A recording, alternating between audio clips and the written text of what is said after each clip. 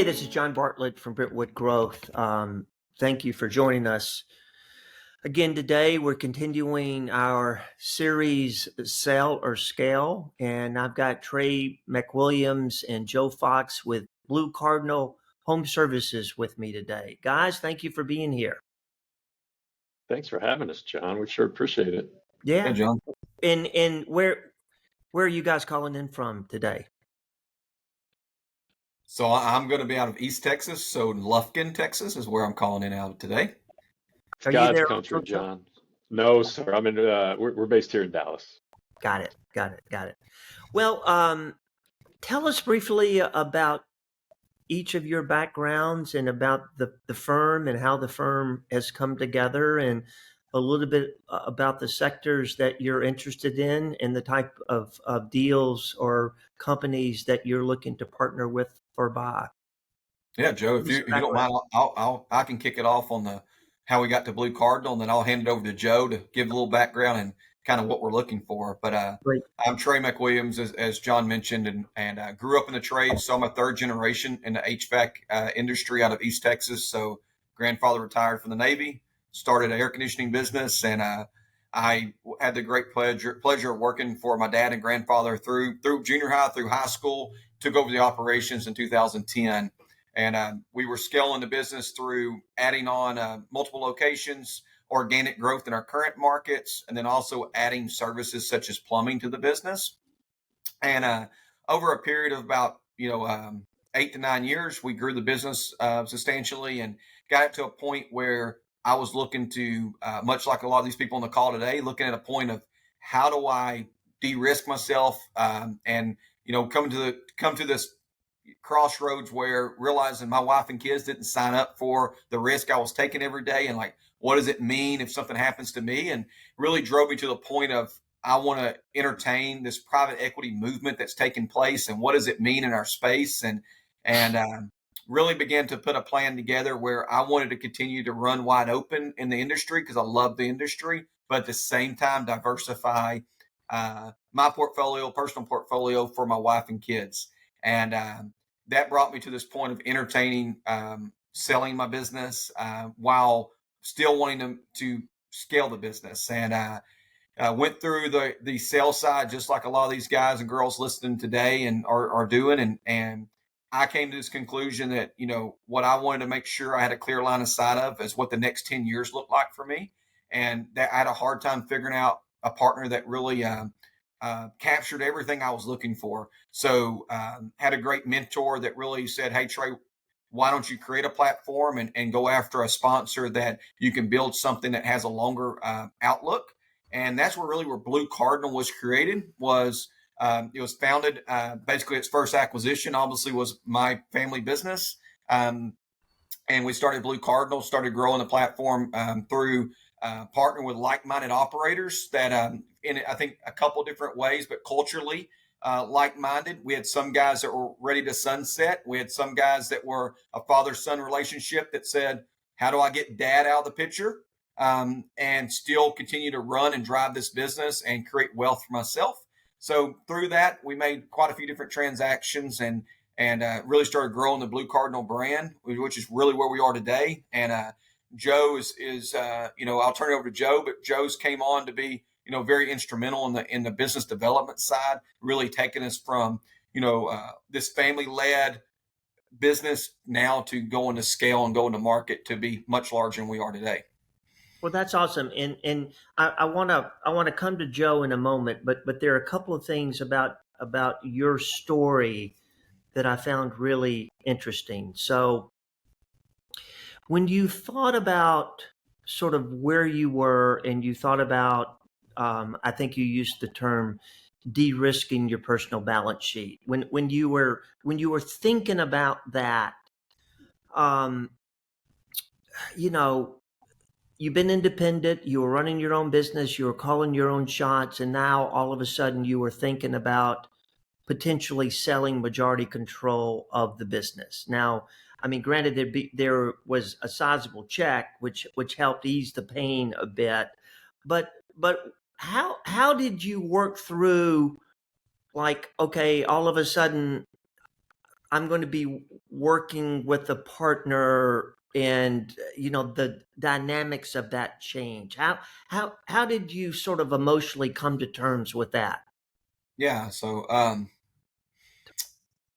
think John, you know, my heart is a contractor, so I'm gonna come from a contractor's point of view today, Yeah, you know, and thoroughly believe like you treat people right and you build the right business, and the acquisitions will come. So be pretty vulnerable on this call. I think it was probably one of the hardest things I've ever done in yeah. my life. Oh, I can imagine. And not only that, but I think it was, you have this family legacy. I was a third generation. Right, The McWilliams name is known for HVAC in this, right, right, those things. You hear McWilliams, it's not, right, Trey, it's not Irvin, it is air conditioning. So right. um, coming to grips with that, to your point, was really pulling the emotion out of it first and saying, what's my obligation as a husband and a father, Yeah, right? yeah, And understanding what that was, and understanding what the risk is in the business, and really coming to grips with. I think so many times these family ran businesses, or any business, sometimes your passion for the business overlooks, you know, the real risk in the business. And so for me, we were having tremendous growth, right. and my team was fabulous. Like I loved my team and still love my team, and everything was good. So we were not at a point where we were in crisis mode and we need to do something.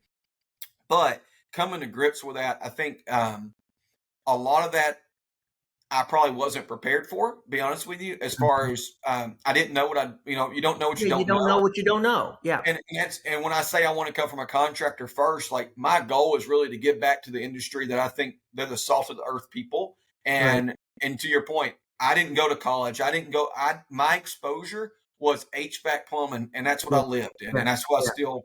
So being able to leverage people. So I think the first thing is really just a mentorship, and I had a lot of people give me some great advice that yeah, I thought too that they're over exaggerating, yeah, but when you talk about things, I think the biggest thing I learned from all this, John, is um, there's three C's that got to be taken care of in every business, right? It's your coworkers, it's your customers, your company, and most of the owners, they take care of the company, and everybody else in the business only has to worry about the other two C's. right, right. And when you enter a partnership like this, it becomes very important that you're not the only one pulling the boat on the financial arm, right? And I think that was probably the hardest thing doing the transition, when you talk about being your own leader and now all of a sudden Right, leading by committee. It's not so much their input as it is the accountability changed. right. And used to, if you didn't hit your budget, John, I had the full ability to stroke a pen and say, let's not worry about it. Now Yeah, we got to explain it, right? yeah, Because yeah, they're shareholders. So I think it was a very emotional thing. I think everybody does this for different reasons, um, and everybody's in different points of their life. I think the biggest thing on that is um, picking your partner wisely. Like I want to come to work every day with someone that respects who I am, wants to have fun, understands the industry, understands the ebbs and flows in the industry. And I think that is probably the most, I feel like, is the thing, honestly, where most businesses that are being uh, transacted with today are very hyper focused on purchase price, fail to probably fully understand the structure, which is where you guys come in yeah, play. yeah. But the other piece they don't take the time they need to take to really identify what they want to do going forwards. Because so many people, I think, oh, I sell my business, it's a new leash on life, and I'm going to go drive this thing forwards. And they don't understand the amount of energy they're committing to and the time that they're committing to. Right. And they do, a lot of times they do it, I think, for me that's on the call, they want to make me happy. And that's really not, I think when you're selling your business, it's the one point in your life that you need to be extremely selfish with what you want out of life. And so I think as I look back, it's really just uh, probably spending more time thinking on what I want to do, and Yeah, also understanding what the key people in my business really wanted to do. yeah, yeah, yeah, yeah. And Joe, I'm going to come to you in a minute, but Trey, I've got one more question. When when you decided that you were going to go through this process, and you were going to test the waters, and you were going to see who's out there. How many potential partners did you talk to? And the group that you selected, what was the final determination on why you selected that offer in that group? What Yes. what what what what was it that drove that final decision? So I think exposure's king on this. So I had a little different, I think sometimes I had a little bit of advantage to some people, meaning I was just in the industry a lot. And so I really had identified personally what I was looking for, right? I knew I was growth oriented. I wanted to stay in the driver's seat, right? I wanted to grow my business. Culture was extremely important to me. So there were certain like non-negotiables. Culture was one of those, right? Right. Growth oriented marketing strategy, meaning we were aggressive marketers, right? I own a marketing company that does the trade. So like I have passion in the marketing side. So there were certain things that I was looking for in a partner. And with my exposure to what was going on in the industry, I had narrowed down to about 4 people that I really wanted to do today. These 4 is who I was targeted. And these were businesses that were already established private equity platforms, right? And as I went through that process, where I ended up is totally different from where I started, right? Where I started was here's the 4 guys, the 4 companies. And at the end of the day, I was betting on the 4 leaders of the business, the CEOs of the leaders that I liked and their history, their businesses that they had run historically were exactly what I wanted to be a part of, right? So like their past told the real story. Mm-hmm. And then as I went through that process, really there was a couple of different things, but that I wanted to do, and I wanted to have a little bit longer outlook. Some of the disciplines on, honestly, as Joe will tell you, like we're not an EBITDA collection business. Like we're not trying to buy just a bunch of random EBITDA. We're going to be very disciplined because at the end of the day, people are betting their livelihoods on businesses that we can help manage. And it's not about rolling up a bunch of dollars and then flipping it in 24 months. That strategy works. And I'm not here to badmouth the strategy, but it was not what I wanted a 50-year-old legacy business that I was going to start with to be part of. So with that being said, I went down a different road and said, we're going to build our own platform to meet our criteria we wanted. And with that, when I looked at a sponsor, so kind of a different approach than the majority of people. So we went to the point of we're going to build a platform and we're going to build it the way that is built for longevity and built for these, entrepreneurial mindsets that culture matters. So when I did that, I said, like, what type of sponsor do we want? Because not all money's equal, but everybody's got money, right? So it was really come down to, hey, do they understand the human capital side of our business? Because trades is a human capital side. That's the one thing we can't make any more of. That's the one thing we got to take care of. So that was a big piece. The second piece was marketing. Do they understand B2C marketing? It's not B2B, it's B2C. Do they understand the life cycle of that investment, that you don't spend $1 today and get $3 tomorrow? It's sometimes you're building a brand for a year before you see return. And then understand, I think, the struggles of the financial literacy of our industry, right? Like, can they give us the tools? Like, that's our weakness in our industry is these guys have made profits in their business by the sweat of their brow, not because they were great strategists. So like, how do we bring the strategy to the table? It says, guys, you do what you do, but like, we're going to surround you with some cool tools that help you understand your business better. So with that, we really landed on a group. It was Perchon Capital, and they understood the business, and that's what they were in. They were in, you mentioned earlier, but they were in the pest control, roofing, foundation. They get our industry, and that is their focus, is this home service strategy. So our platform was a natural fit, and I thought they had things to bring to us, that they had lessons learned from very, very similar industries that brought, I think, tools to us that really set us apart from the rest. So that's really how we went about like choosing our sponsor. So when we talk to owners that are potential sellers, and we sort of go through the process, as we go through the process, I tell these guys all the time, you've got four options. Option one, you can keep running your business and we can have a conversation at some point down the road. Option two, you can sell the whole thing today and be done. Option three, you can sell majority control. You can become part of a platform. You can roll some equity. You're now part of this holding company. Um, the holding company is going to be around for 3 to 5 years. The holding company is going to sell. You're going to get the second bite of the apple. Option four is you can become a platform for some sort of sponsor, and you can build your own holding company being that platform. You chose to go down that fourth option. Is that right? Yes, the Yeah. hardest one, I think. Yeah. And as I'm going through these four options, the thing that I tell people is, look, there are advantages and disadvantages and pros and cons to each of the four. And there are different stress levels and different levels of commitment and different levels of responsibility in terms of each one of those four. And so it's important for every potential seller to think about, as they're thinking about the business, as they're thinking about the value of the business today, as they're thinking about the value of the business at some point down the road, as they're thinking about how the value of the business fits into their overall financial plan and how it fits into their life plan.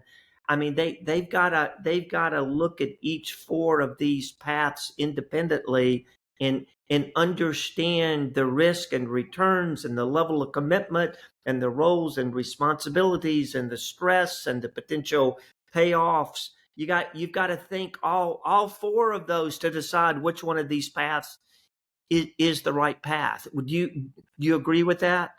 Yeah, no, I think it really comes down to your point is the first question: are you going to stay with the business going forward? Yes or no? Right.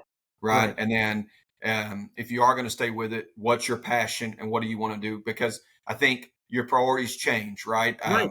Because Right. with additional wealth comes options, and with Yep. options come all these choices, and Yep. and honestly, wife has expectations of Yeah. more time, and Yeah. that maybe not what you signed up for, and Yeah. so there's a misalignment, right? And I think, and then as you look at if you're just going to sell your business, the first thing I always ask my people is like, if you could sell your business and money didn't matter, what type of person would you sell it to and why? Right. And because a lot of people do care a lot about their people. We hear that every time. I love my people. What's going to happen to my people? And so it's really about also just designing or understanding that what partners are going to do what, right, with these businesses. But I totally agree. I think there's quite a few different paths, and a lot of it just comes down to what do they want to do going Right. forwards, and what are they willing to sign up for, and have they really thought that out, right? Have they, when the emotions is gone, and the hype is gone, is that Right. really what they want to do every day? Cool. Well, thank you for all that background. Now, Joe, as promised, we're gonna get to you now. And so, tell me specifically, what types of companies is Blue Cardinal looking for to buy and to partner with today? Yeah, absolutely, John. And listen, man, thanks for even including me. You've got the rock star in Trey here, and look, his story is special, and he's way too modest, and his involvement is incredible. And honestly, those two reasons, his story and his involvement in this business, are a big part of why I'm here at Blue Cardinal. So my role is that I run the corporate development team. Some people call that mergers and acquisitions, and so my job is to interface with potential partners and explain the Blue Cardinal story, right? Explain what we're about, and then kind of walk them through the process, right? Evaluate their financials and help them understand the concept of EBITDA, calculate that number, walk them through evaluation, letter of intent, so on and so forth, right? So I'm the M&A execution guy, right? Important to know, I've never been in your listener's shoes, and I never will be, right? I'm a finance guy. I was an investment banker out of college for the now infamous Lehman Brothers, 25 years ago. And so I don't know what it's like to be in their shoes. But again, I came on to Blue Cardinal because Trey's involved. He's very involved in the business, and he is. He is, a technician at heart, right, and a tradesman, and that's special. And so, it's very important, I think, for your listeners to understand. If I had one message to offer, is that they have incredible options, just like Trey just laid out, and your kind of, four options that you laid out. That's pretty special, and that hasn't existed generationally, until relatively recently. And so it's a special opportunity for them. And so what that means, and I get that it can be a little bit overwhelming, but they have a lot of options, and specifically, there are groups for every Right. different type of Right. situation, Right. and they just need to take the time to explore what groups make the most sense for them. If they want to sell and walk away, there's a group that's going to want to do Right. that, right? Right. If they want to be involved, there's a group that will do that.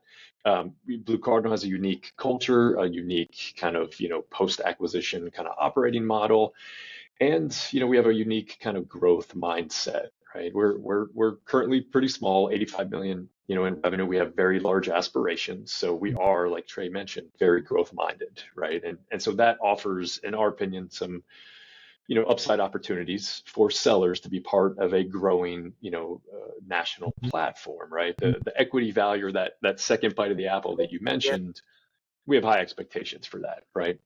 And so it is also important, other than knowing that your listeners knowing there are options for them, and there is a group that's going to fit what they want.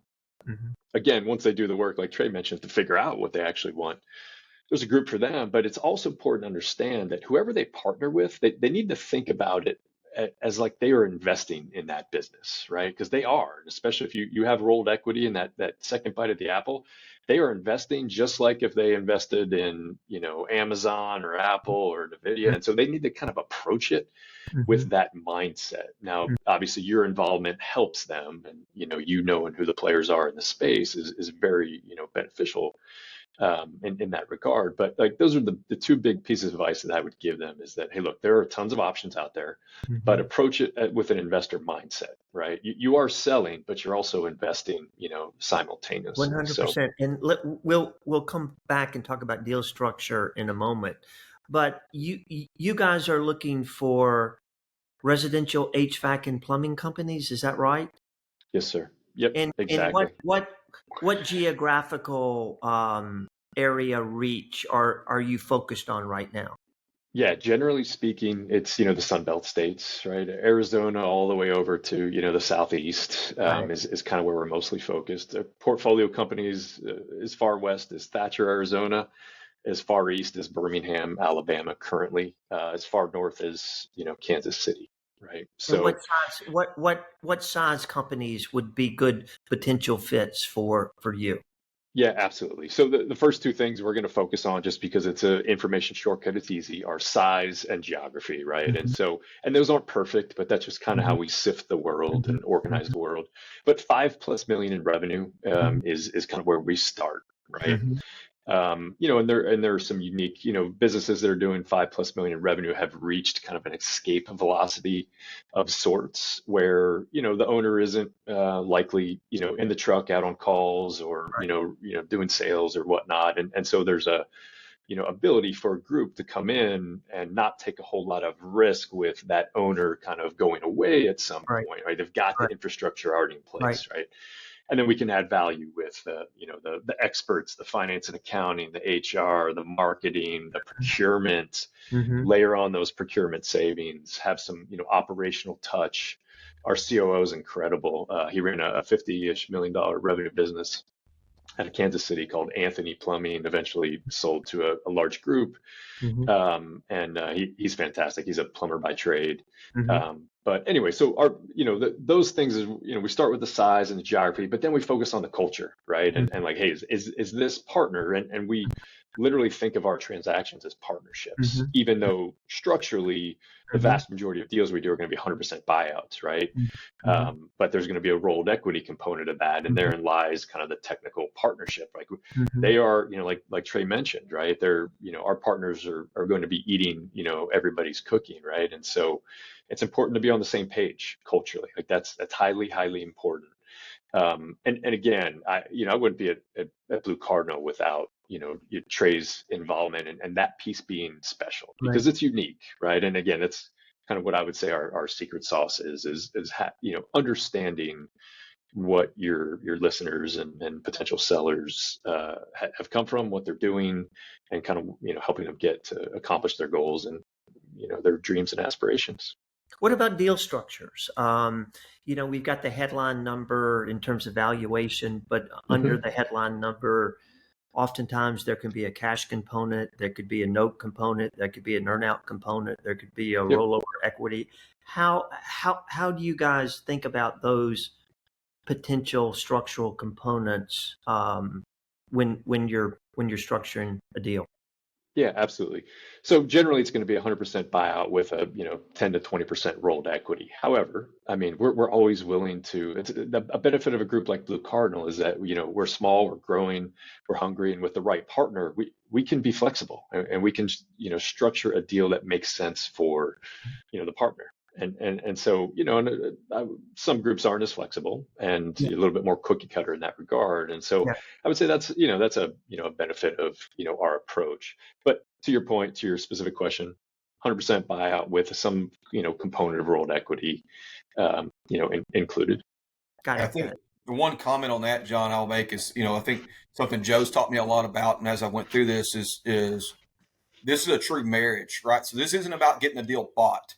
So the structure that we're going to put in front of them is not just about getting it bought and then we'll work out all the details or we know they're not going to hit the earnout. Like our goal is that it's aligned and it's a win-win, because a year from now, if there is an earnout or whatever that may be, like there's nothing more satisfying to me and Joe is see them hit it, and of course it makes a better partner. If they don't hit it and they felt like they were not set up for success, they were misled. Honestly, it makes for a bad relationship, and that's not what we're in the business to do. So that's one thing I think as we look at structure, it's very important, not just alignment for the day, but what's the alignment year one and year two because of that. And I think that's how we're going to look at that structure. Absolutely. Walk through with me rollover equity, because I think that's a concept that can be confusing. And let me give you a hypothetical deal structure, and then you talk about how you would try to picture what that rollover equity component looks like and what it could be worth down the road. Okay. So let's say let's say there's a deal out there. Let's say it's a $10 million purchase price. And let's say through cash and earnout, that's going to be 80%. So that's 8 million. And let's say it's a 20%, $2 million rollover equity that the seller, the partner, is going to leave in the company. How should in Trey, when you originally did your deal, I'm assuming there was a rollover equity piece that was in your deal also. So you can speak to this both as a seller and as a buyer. How should the buyer think about that rollover equity? What should they do in terms of what they think about the value of that could potentially be that second bite of the apple? And to the point that you guys made earlier, the importance of that rollover equity and the ability to optimize that. How do they bring that into the equation in terms of the right partner? Because if there is going to be the second bite of the apple, and the second bite of the apple could be significant, it's important that they partner with the right firm that's going to maximize what that second bite of the apple could be worth. So how do you present all that to potential sellers? Joe, do you want to take that one? Yeah, absolutely. Sorry, John, I thought you directed that to Trey. So yeah, this is, again, it goes back to my comment about, it's the Baskin Robbins 105 flavors, right? This is something that sellers really need to understand who Right. they are investing in. Every group is going to quote a potential seller a projected multiple on invested capital, right? How much that $2 million is going to be worth in 3 to 5 years when the business, is recapitalized, is the industry terminology, right? And so larger groups are going to be, just because of the law of large numbers, have a lower multiple on invested capital. They're going to have a lower return, right?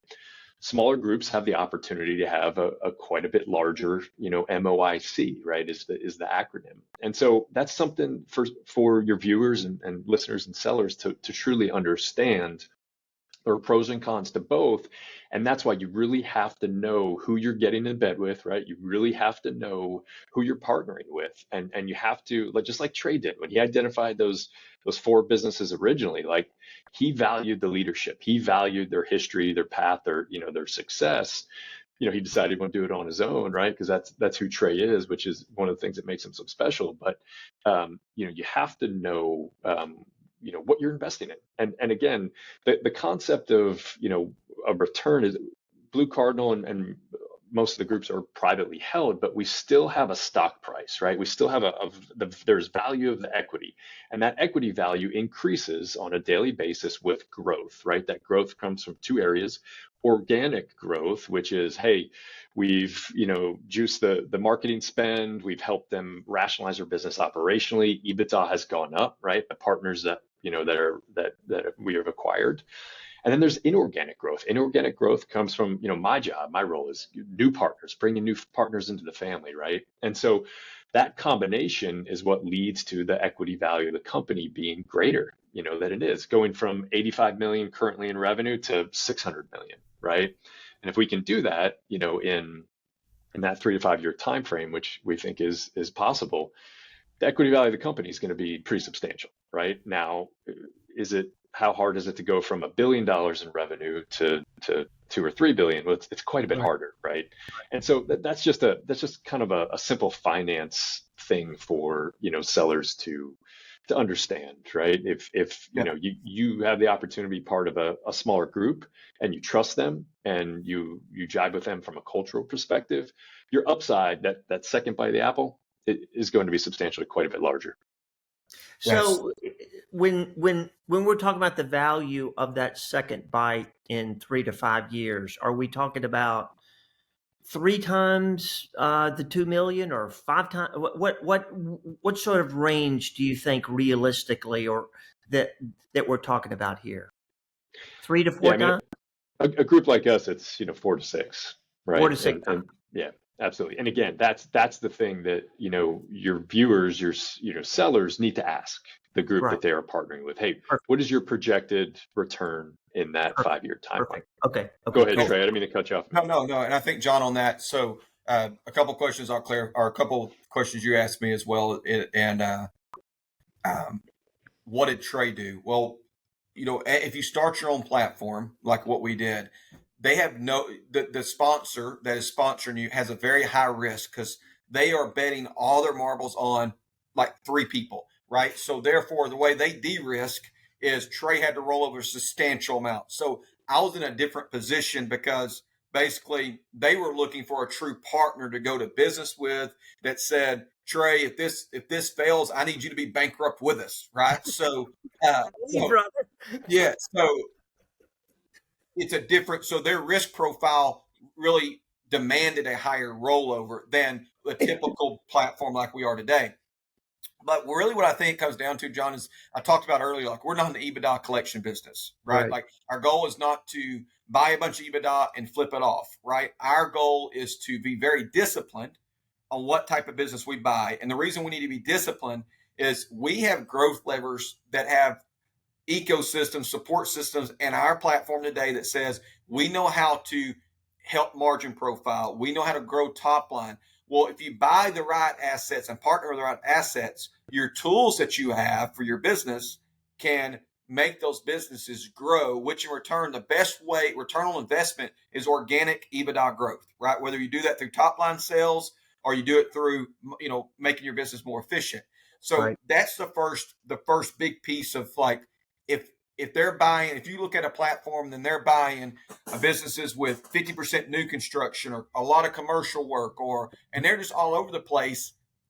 You got to wonder, like, if they don't buy right, they're not betting on the operation to really help that investment, right? We are. And then the other piece of that is, honestly, we got to be disciplined on what we buy. So, like, from a standpoint of what we're willing to pay. I always tell everybody, like, if I'm undisciplined with you, I'm going to the reality is I'm probably undisciplined with your rollover too. And I become a fiduciary of your rollover. So if I'm not doing the right things with you, Right. I'm probably not doing the right things with your money either. Right. So when we talk about return on investment, I think those things are key. Not always are they fun as a seller to say, man, I want the top dollar for my business and Johnny over here is willing to pay it for me. Just understanding return on investment. If you're rolling money over, if that's his approach, the odds are he's not going to have a good return because he can't manage all the businesses he's buying and he's not buying them right.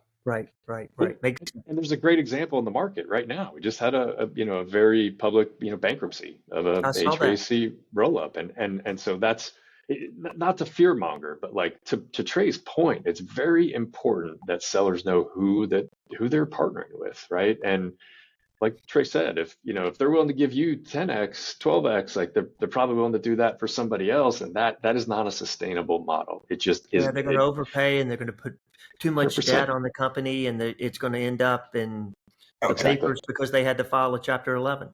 And I think the second thing it does, it requires drastic measures in the operational front, which is typically devastating to a culture. Meaning, the only way I can save your business is I got to go cut my way to, and that's a bad place to be in these businesses. Yeah.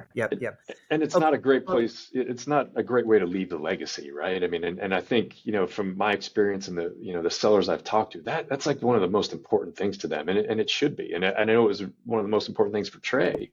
And like protecting that legacy, and if you leave it in the wrong hands, you can tarnish it, ruin it. Yeah. Okay, so you find a business, you like the business, you make an offer, the offer's accepted. We get into the due diligence process. Talk briefly about what that diligence process looks like. What are the different phases of that? How long does that take? Yeah, absolutely. So it's a great question, and it's great for sellers to be prepared. Now, the process to get to a letter of intent is pretty painless, right? There's some, the data requests are pretty simple, 3 years of monthly, P&L, some stats on, staffing, like payroll reports and such, some spend data procurement, so we can kind of understand from a procurement perspective, kind of what potential savings could be. And then, we get to a letter of intent, and then, after that point, the diligence and what we term to be the integration process becomes very detailed. And typically, we're a group that's going to outsource kind of that hardcore financial analysis to an accounting firm, what we call quality of earnings analysis, very common. And so they're going to opine on the financials, right? And, simple things like, hey, is there a cash versus accrual issue? Is, revenue that comes in one month, does that match with expenses in the same month? Things like that. And just verifying, cash reconciliation, right? Is the cash that seems to be on the P&L, does that actually show up, right? And so that process happens. But then we're starting to. And that process can take 3 to 4 weeks? Yeah, exactly. Less than a month. I mean, there are a ton of different firms out there that do it. They do it pretty quickly. Yeah. There's usually a series of follow-up questions or, confirmation that, we're seeking from the sellers. Usually get their CPAs or the bookkeeper involved. And once that process completes for us, that's when we really start that integration process in earnest. And specifically what that looks like is an hour call every week. And that's kind of, to get us all on the same page. And then that's where we get our head of HR in front of the seller and say, hey, listen, I need to know about X, Y, and Z.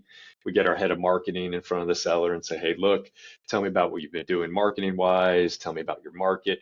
All of the sellers know more about their business than we will ever know, right? Because they have unique, businesses, unique markets, but we have a whole lot of experience and expertise, and that combination is really special. But again, we start to learn more about the business and start to develop a roadmap, a plan for completing that integration accurately, correctly, with as little disruption as possible.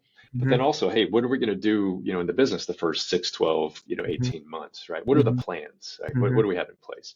So that process can be involved, and it's important for your listeners and sellers to know it's, it is an involved process. And any group that doesn't make that an involved process, that's a huge red flag, right? Like the sellers have to know it's worth the time that they put in to get the right group. And again, if it's a process that isn't being taken seriously, you're probably thinking about partnering with what I would call an aggregator instead of a consolidator, right? Somebody who's just trying to, like Trey mentioned, tack on EBITDA at all costs, not caring about everything else.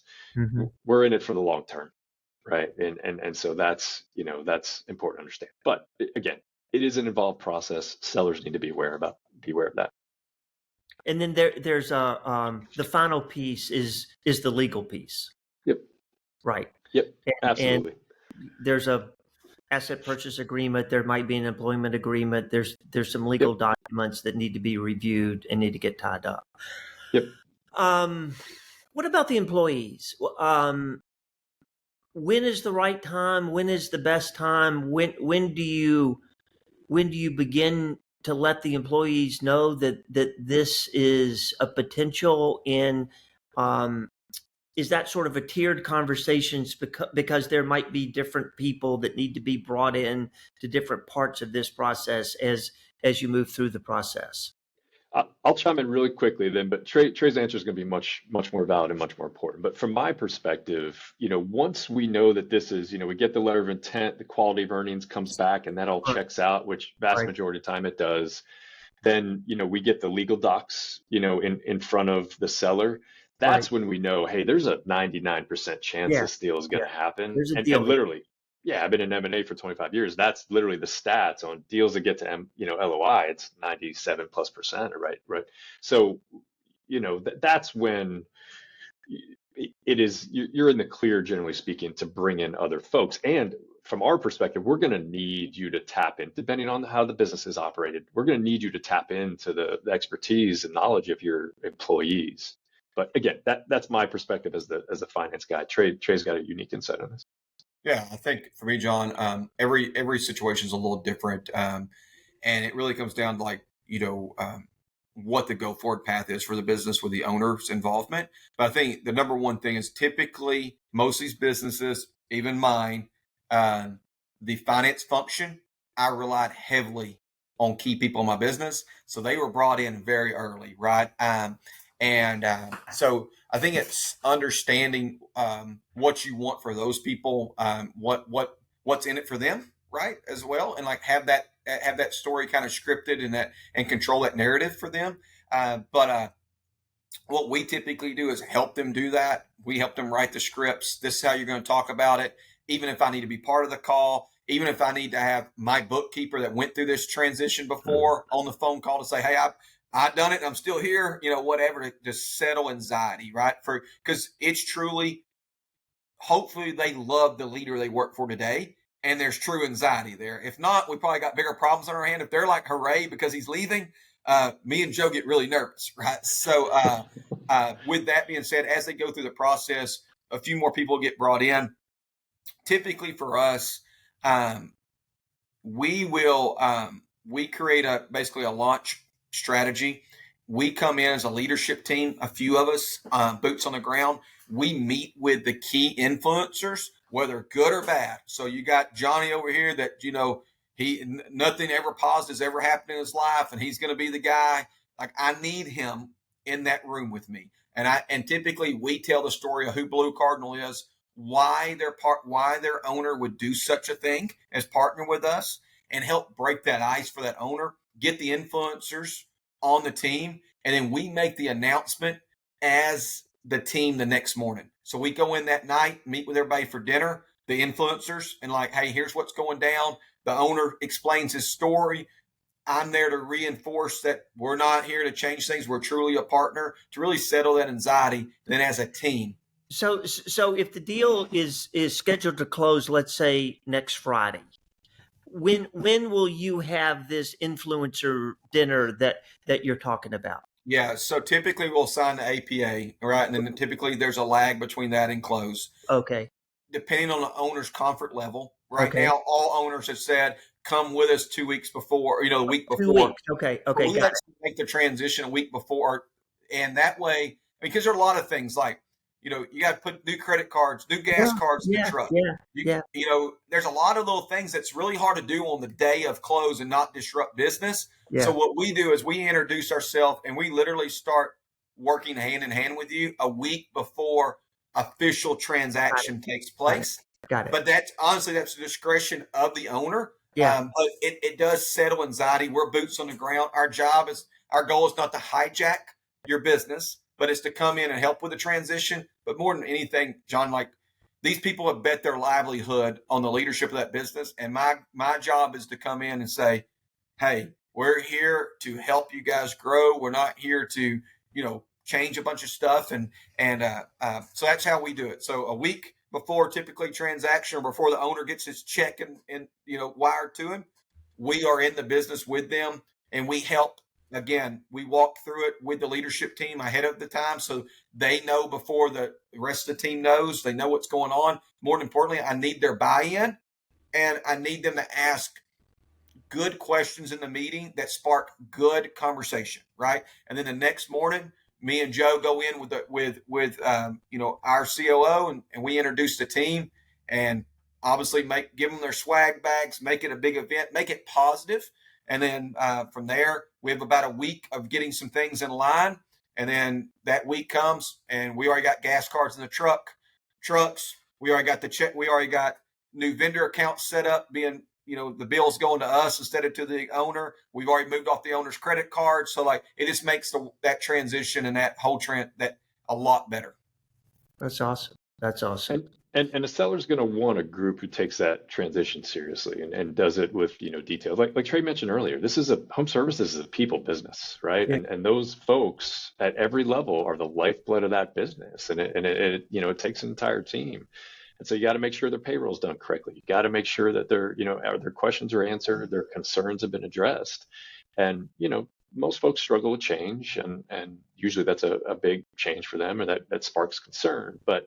Again, having somebody like Trey who's very involved, who's grew up in the business, right, and who's been through this, is extraordinarily valuable. And those are the things for sellers, to think through, like who am I partnering with, and how are they going to handle this transition? And I think John, on that, like we're all selfish, and like I think every employee, owner, everything's they want what's in it for me. So like it is our goal early on. We're trying to identify early wins, whether that's better benefits, whether that's some type of new tool. Like we're trying to find things that within the first 30 days, when the new team is on, like Blue Cardinal brought value to us. Yeah. So we're very focused on that. So with that, I think to Joe's point, like we work very closely with the owner and we understand the emotion that's just going to take place, not just with him or her, but everybody on their team. So we work really hard at the emotional intelligence side of how this transaction is going to take place. What's going to feel different from the owner's perspective the day after closing, the week after closing, the month after closing, the year after closing? How is their life going to be different on the other side?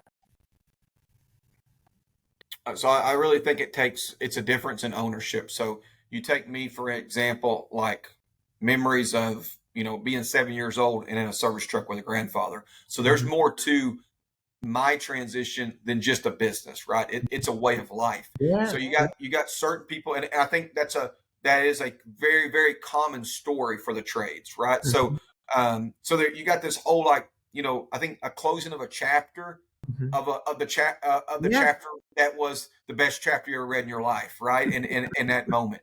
And I think the second piece of that is then you got people that built their business to be sold. So it's very transactional, right? Mm-hmm. So like, hey, this is just a step in my journey of creating wealth. And so I think everybody's in a little different, those are, opposite ends of the spectrum. And some people fall in the middle, but I would say most home services that I deal with every day,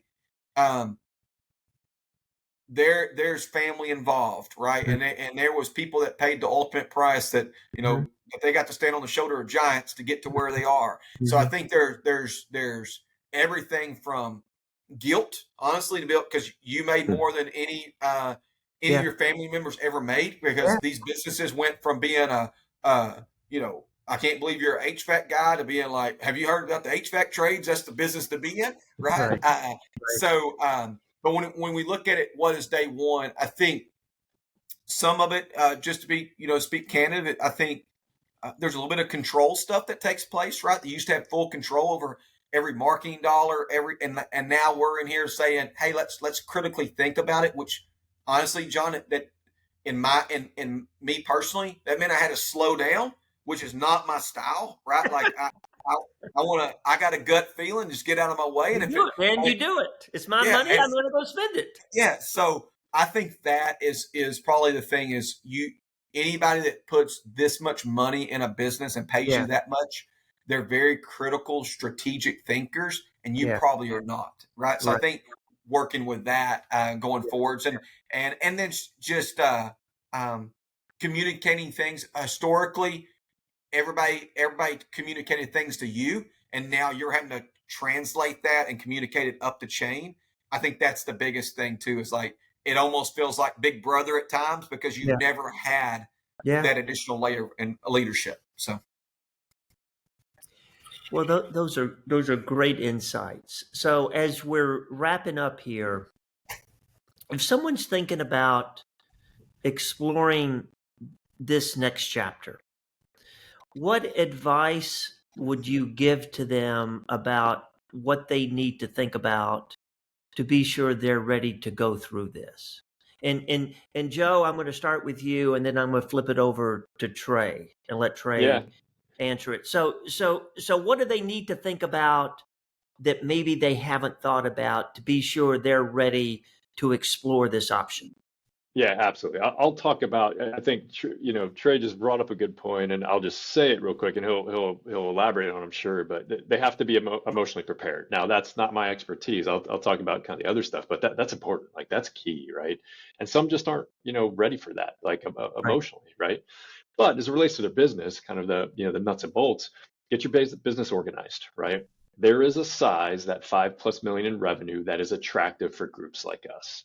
Less than 5 million, it's less attractive. Doesn't mean a deal can't be done, and every business is different. But just know there is a threshold where you're going to get a lot more interest again, and that kind of starts at that 5+ million in revenue. Most groups are really looking for that pure play residential 100%. If there's some commercial, portion of the business, just being able to explain that, but there's not going to be appetite for anything more than, call it 10 to 20% commercial.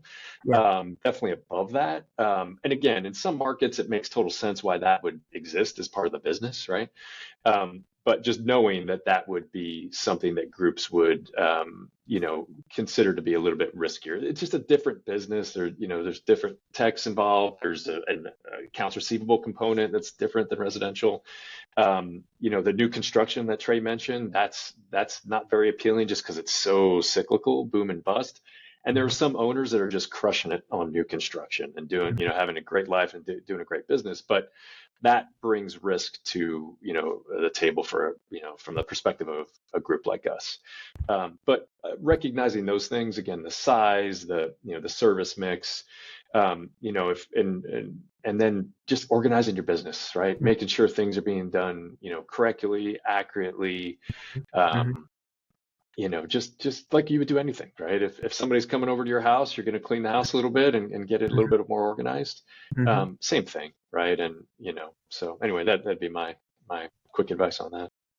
Trey? Yeah, I think for me, it's why are you doing it? And are you doing it to exit the business because it's time to retire? Are you doing it because you want to de-risk? Because you're like, why? And like, make sure you fully understand why, and then understand what are you signing up for based off that why. The why could be I'm retiring, so that means you're signing up for a static cash flow, right? You're signing up for you're going to live off this, and you've never done that before. Like you've had cash flow your whole entire life, and you've never had to do that. So like, what are the disciplines that are going to have to be altered in your current life to support the new why, and then for how much? And I think the how much will dictate, is your business prepared? And I think, if you say, I want my business worth, $10 million, then you need to get right with like, what does that mean? And what do I need to do from a business? I think that's probably the things. And there's a lot to unpack there. Like Joe said, like this emotional journey. And I think that whole why though, and like truly, not getting caught up in my buddy sold his business, I'm going to sell mine. And then because I think you hear these stories sometimes and you're like, it's almost like they despise the partner that bought their business at times. And I think that there's probably some truth of failures on that. But I think the biggest thing is, to Joe's point, is they were not emotionally prepared or financially prepared. So they had major regret of selling something that gave them purpose in their life that now they don't know how to go fulfill that purpose because it's gone. And I think that's the biggest thing, is just really spending some time and not making knee-jerk reactions and understanding, what are you signing up for? And these guys are buying these businesses for the highest multiples we've ever seen. And it's not because they think the businesses, they don't see opportunity. Well, when they see opportunity comes with change, and change is sometimes not fun, right? And I think that's just to be prepared for that. God, that's so invaluable, man. I just thought up when all this is over with, we should set up a separate business that works with business owners to help them figure out the why. and that's what it is. It's I don't know if it's a therapy business or a pastoral business or life coach. I don't know what it is. All three. It's such a special point from Trey, and that really why is going to get you through the hard times, right? That why is going to get you through the hassle that I'm going to be with, like, hey, tell me about what happened, in February of 2022, Yeah, let's go figure out the why. Yeah. Well, absolutely. listen, guys, this has been awesome. And it's been so good to have both of you. We get Trey's perspective of coming from the trades and deciding to sell and becoming a platform and building a platform. And we get Joe's perspective on deals and deal structures and due diligence and Q of E. And so I feel like having both of you here, we've been able to cover everything. Awesome. It's been on. So if anyone wants to get in touch with you guys specifically and talk about Blue Cardinal, or talk about if they're a potential fit, what's the best way to get in touch with you, Joe? Absolutely. I can flash it, John. I don't know if there's a way for you to attach it to the podcast. I can put it in the show notes or put my direct contact info, my cell phone, my email. Just reach out. We've got a great website. I could get you all in touch with Trey. And look, that's one of the biggest things I do is, I kind of tell the overall, story and kind of the simple blocking and tackling. And say, hey, look, you need to talk to Trey. Right. Yeah. And, but yeah, I'll give you, you have my contact info, put it on there, please reach out. Yeah. And look, my job is to have conversations and to plant seeds. And if it doesn't work out for 5 years, then that's fine. Right. Yeah. And I'm here as a resource to talk through these things. We're playing the long game, right? Let's play the long game. Well, good. Absolutely. Well, guys, thank you so much. This has been awesome. And I really appreciate your time. Have a great weekend. All right, thank you. Okay. Talk soon, guys. Invite, man. Okay.